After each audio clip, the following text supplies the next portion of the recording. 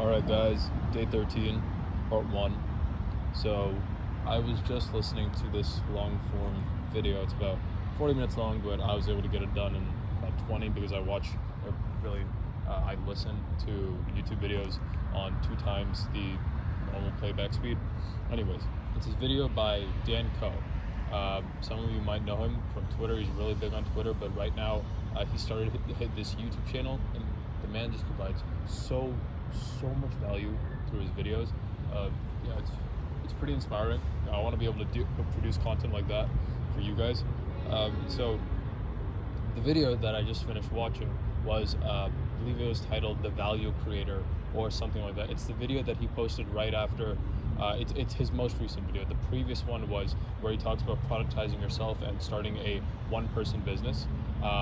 But anyways, I learned quite a few lessons just from this last video alone, and I thought I'd give you a recap of it, or at least a gist of it based on what I understood from watching the video.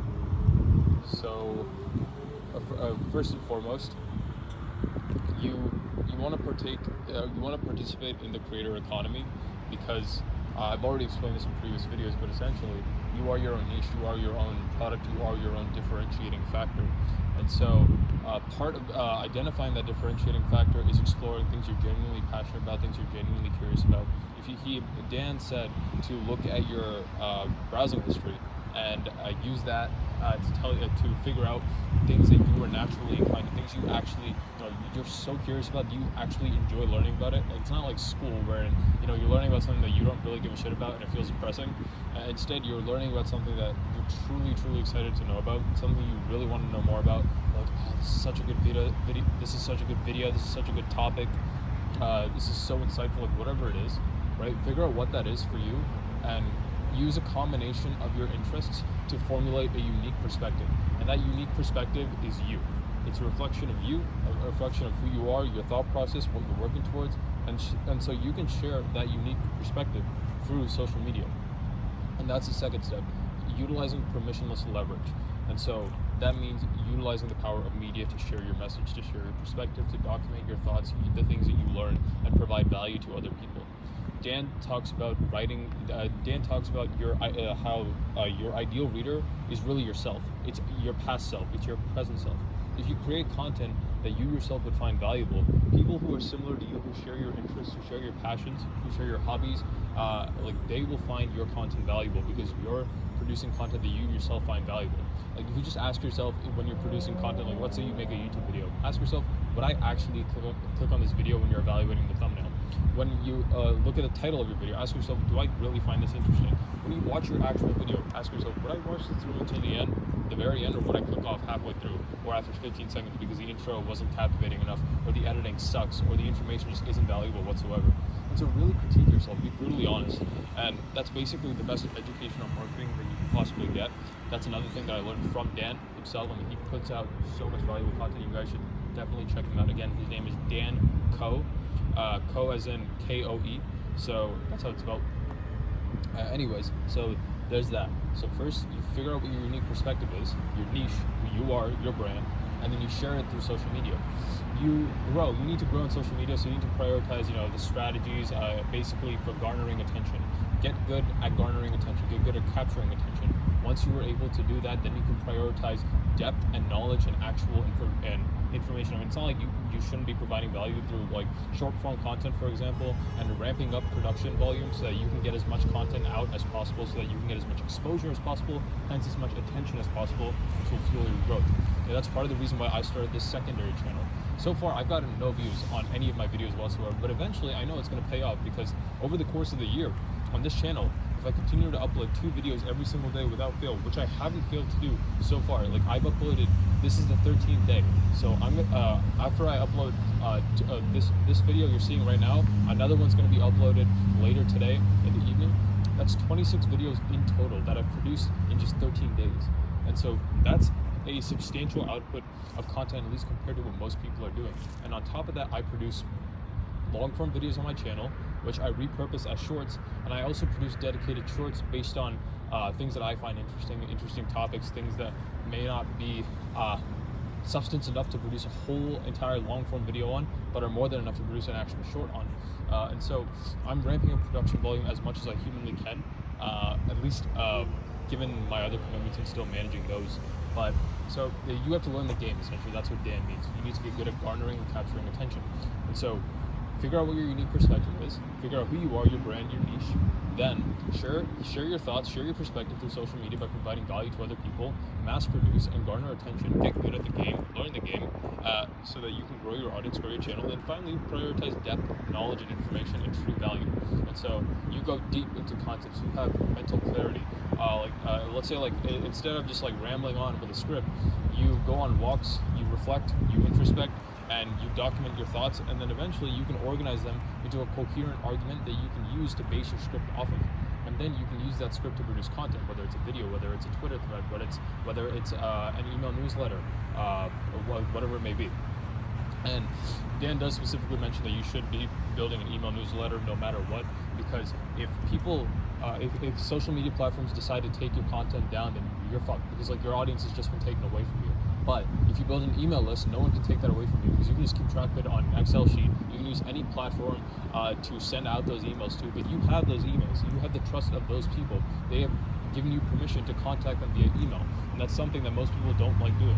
And so you need to provide enough value to those people, to your audience, so that they're willing to do that for you, so that you can maintain that audience long term, so that they'll stick with you for the long run. And so you should be building an email list, but those are the 4 stages basically. Figure out who you are, what makes you unique, what differentiates you, spread that message, provide value to people, learn the game, capture attention, get really, really good at it, and finally go in depth enough by organizing your thoughts in a more coherent manner, and own your audience through an email list of some kind, and just sustain it over and over and over again, long term. I mean, I'm missing a lot of points because it was a pretty big video, so whatever's coming into my head, I'm just putting it out there right now, so that this is a shorter, more condensed version of it. Of course, it's less organized, so I do suggest that you check out the full video that he put up. But another thing that he mentioned is that that concept wherein I mentioned your ideal reader, or your ideal viewer, or your ideal audience member really is yourself. This can be your past self or your present self. What I mean by that, or what Dan means by that, really, because I learned this from him, so all credit to him for it. But what he means by that is your past self could be you when you were facing a problem, you realized what that problem was, you figured out how to solve it, and now you're where you are today. You can produce content on how you figured out how to solve that problem, how you figured out how to get out of that situation, because chances are someone else is under those same circumstances and they're looking for a way out. And if you can provide the solution to that problem that they're facing, that's a form of providing value. Another way is let's say you're writing to your present self. Let's say you're struggling with something right now. Figure out how to solve it. Figure out, just document what you're going through. Document your thought process. Document how you're approaching the solution, the problem. This is what people mean by building in public. If you have a problem, work towards finding a solution to it and solving that problem, but do it in public. Document your progress. And so people will gain value not only from being able to observe your first-hand experience with solving that problem, but inevitably once you arrive at the solution, that'll be even more value that you provided to other people.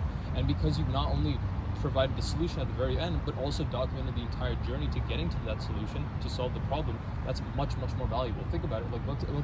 Let's say Elon Musk had a video diary, kind of what I'm building right now, and he recorded videos every single day and posted them on social media platforms for the past 20 years.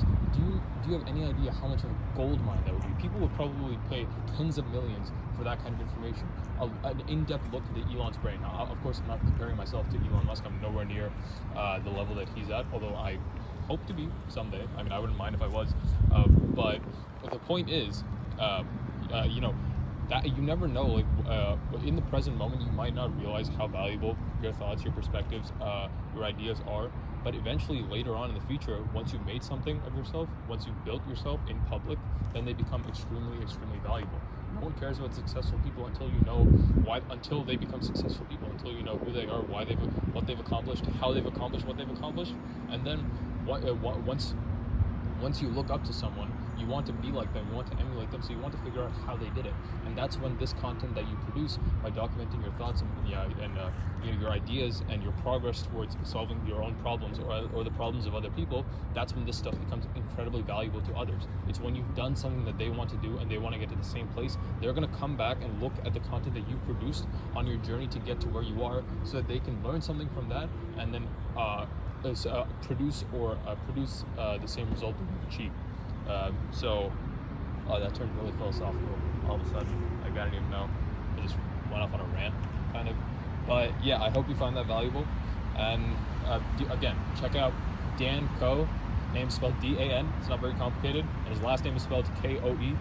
I highly, highly encourage you guys to watch both of those videos.